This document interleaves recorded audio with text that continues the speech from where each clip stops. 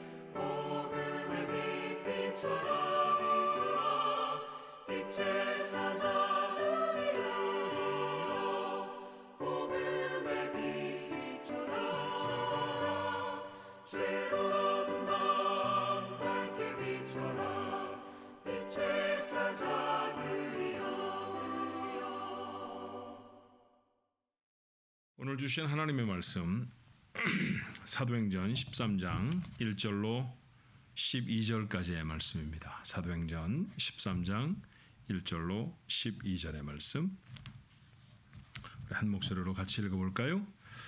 안디옥 교회에 선지자들과 교사들이 있으니 곧 바나바와 니게르라 하는 시므온과 구레네 사람 루기오와 분봉왕 헤롯의 젖동생 마나인과 및 사울이라.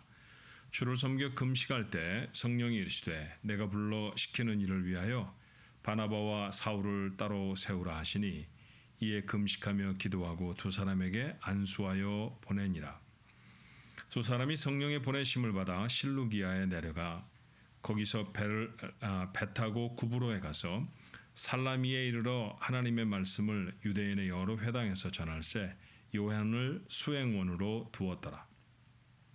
온 섬 가운데로 지나서 바보에 이르러 바 예수라 하는 유대인 거짓 선지자인 마술사를 만나니 그가 총독 서기오 바울과 함께 있으니 서기오 바울은 지혜 있는 사람이라 바나바와 사울을 불러 하나님의 말씀을 듣고자 하더라.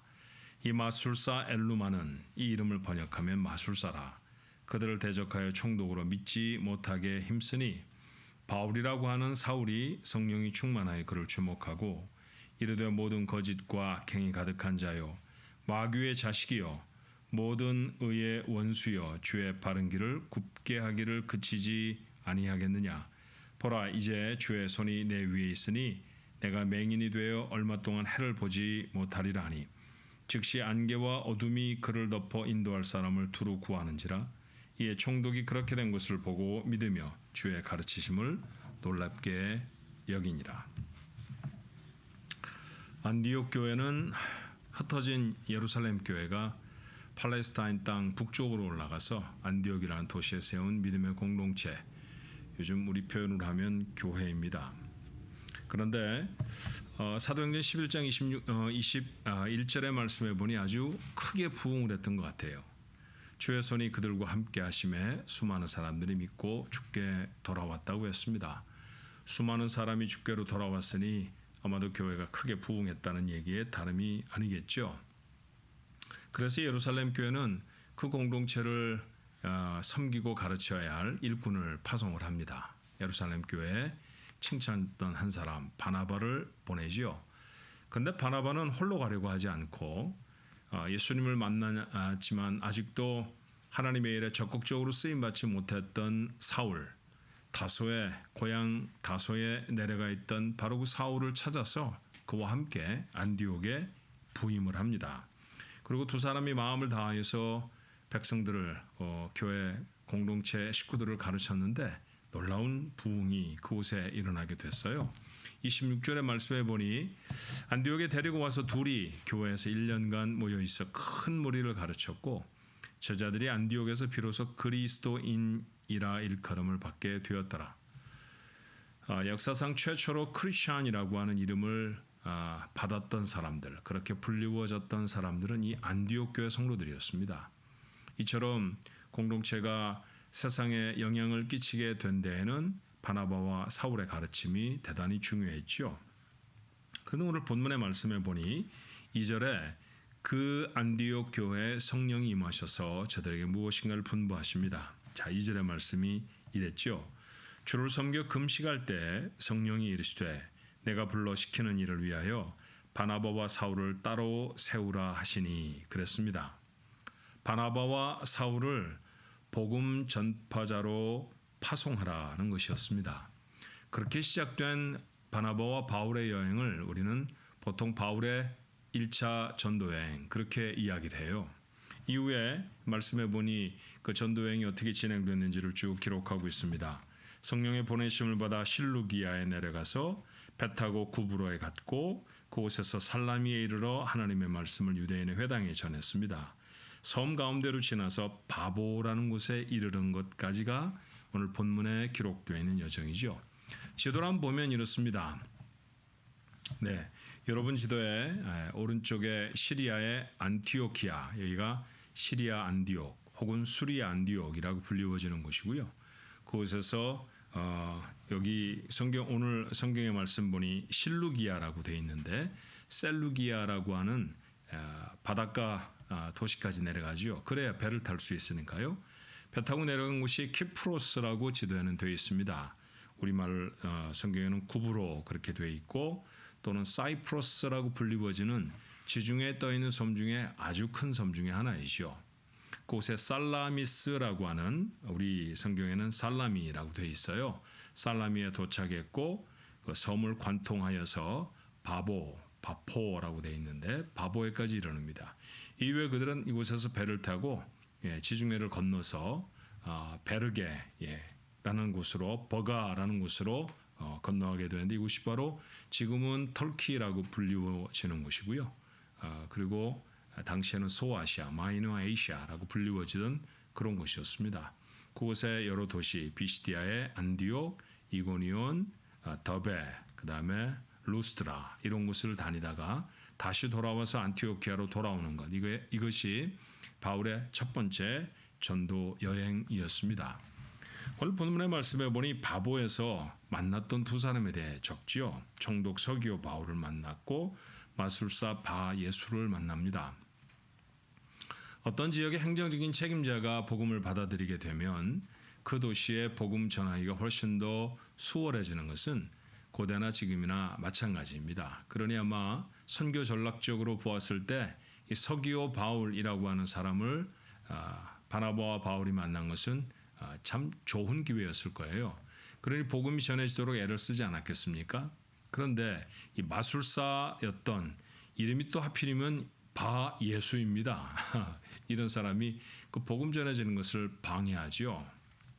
그래서 바울은 그를 나무라고 그는 결국 눈이 멀게 되어져서 그 기적을 깜짝 놀라게 보았던 총독이 복음을 믿게 되었다는 이야기가 본문에 기록되어 있습니다. 자, 오늘 이런 말씀을 통해서 오늘 하루를 살아가며 우리가 교훈을 받아야 될 하나님의 말씀이 있다고 하면 어떤 것일까요? 저는 첫 번째 두세 절의 말씀에 좀 주목해 보고 싶어요. 부흥하던 안디옥 교회, 그 부흥의 주역이었던 바나바와 바울. 성령은 어느 날 안디옥 교회 그 두 사람을 따로 세워서 복음을 전하는 자리로 보내라 말씀하십니다. 성령의 음성을 교회가 들었습니다. 그저 보내면 좋겠다 자기들끼리 생각한 게 아니었죠. 성령의 음성을 들었다라는 말. 2절에 이런 표현이 있어요. 주를 섬겨 금식할 때. 그렇습니다. 진실하고 열심히 있는 신앙생활 중에 성령의 음성을 들을 수 있죠. 성령의 음성은 내가 세속에 푹 빠졌을 때에도 나에게 들려줄 수 있지만 사실은 더 분명하게 더 자주 성령의 음성을 접하려면 우리가 경건한 삶을 살아야 한다라는 것을 오늘 우리 말씀을 통해서 교훈받게 됩니다. 건강한 교회의 표지가 뭘까요? 성령의 음성을 듣는 것입니다. 그러면 건강한 교회 성도들, 건강한 믿음의 삶을 살아가는 성도들의 표지가 있다고 하면 무엇일까요? 다르지 않습니다. 성령의 음성을 듣는 것입니다. 우리는 육체의 건강에는 대단히 민감하게 신경을 쓰지요. 아침마다 몸무게를 달기도 하고 혈당을 체크하고 혈압을 체크합니다. 숫자들이 높거나 혹은 기준보다 낮으면 매우 걱정을 하지요. 약을 먹기도 하고 조심스럽게 하루를 살아가기도 합니다. 영적인 건강에 대해서도 여러분은 그렇게 민감하십니까? 그래야 한다는 것이죠. 성령은 늘 우리에게 말씀하기를 원하시고요. 우리 안에 계신 성령은 사건과 또 만나는 사람들을 통해서 우리에게 말씀하십니다. 이 말씀을 놓치지 않고 살아갈 수만 있다고 하면 제가 이 시간을 시작하면서 기도했던 것처럼 오늘 하루는 하나님이 주신 선물이 될 수 있을 것입니다. 그러니 오늘 하루 경건한 삶을 살아가도록 노력해야 합니다. 특별히 매일 예배와 같은 곳에 마음을 열고 어떤 시간이라도 할애를 해서 하나님을 예배하는 그 귀한 시간을 하루 중에 갖는 것, 이건 하나님 앞에 진실한 신앙생활하는 모습이고요. 성령의 음성을 듣기에 딱 맞는 시간일 수 있습니다. 오늘도 이 시간을 통해서 기도 중에 성령께서 여러분에게 말씀해 주실 수 있기를 간절히 바랍니다. 또 한 가지 이 말씀을 통해서 우리가 확인할 것은요. 그렇게 들려진 하나님의 말씀에 교회가 순종했다라는 것이죠. 생각해보면 좀 어려운 일이 아니었을까 싶어요. 막 부흥하는데 그 부흥의 견인차, 그 부흥을 인도하고 이끌어냈던 바나바와 바울, 이 두 사람을 선교사로 파송하라는 명령 아닙니까? 그러니 제가 좀 비유를 하자면 유능한 담임 목사 그리고 정말 잘하는 부목사 그 한 팀을 이루어서 선교사로 보내라, 부흥하던 교회에 그런 명령을 받으면 당장 교육제 걱정하지 않게 될까요? 그런데 안디옥 교회는 성령의 음성에 즉시 순종합니다. 기도하며 두 사람을 따로 세웠고 그들에게 하나님의 말씀을 증거하도록 기회와 시간을 준 것이죠. 이 또한 건강한 교회의 특징일 것입니다. 성령은 말씀하시고 그 성령의 말씀에 즉각 순종하는 교회, 이런 교회를 성령에 충만한 교회라고 우리는 부릅니다. 성령에 충만하다는 것은 굉장히 뜨겁게 기도하는 것이라든지 어떤 분위기가 아주 열기가 느껴진다든지 물론 그럴 수도 있습니다만 그것을 넘어서는 것이죠. 오늘 말씀이 우리에게 가르쳐 주신 바대로 성령에 충만하다라고 하는 것은 하나님 앞에 자신의 삶을 들려진 말씀대로 결단하는 것을 일컬어 하는 말입니다. 교회도 그리해야 할 것이지만 교회를 이루고 있는 성도들도 그처럼 하나님이 여러분에게 말씀하시면 그 말씀에 순종할 수 있어야 합니다. 그것이 성령 충만한 삶이 되는 것이지요. 자, 오늘 하루를 살아가며 어떻게 사시겠습니까? 성령이 여러분에게 말씀하실 수 있도록 보다 경건하게 살아가면 어떨까요? 기도하면서 하나님의 말씀을 묵상하면서 우리 그렇게 하루를 열어보시고 하루를 지나가 보십시다. 그리고 만약에 여러분의 마음속에 분명히 거부할 수 없는 하나님의 말씀이라는 것이 들려지면 그 말씀대로 하십시오. 기도는 열심히 뜨겁게 했는데 그래서 성령이 내게 감동해 주시는 것 같았는데 그런데 기도를 마치고 나서 하나님의 말씀에 순종하지 않는다고 하면 그것은 성령 충만한 삶이 아닌 것이고요. 성령 충만하지 않은 행동은 어떤 열매도 맺어낼 수가 없습니다. 하루를 주셨다고 하면 하나님이 기억할 만한 열매를 맺는 하루가 되어야 하지 않겠습니까?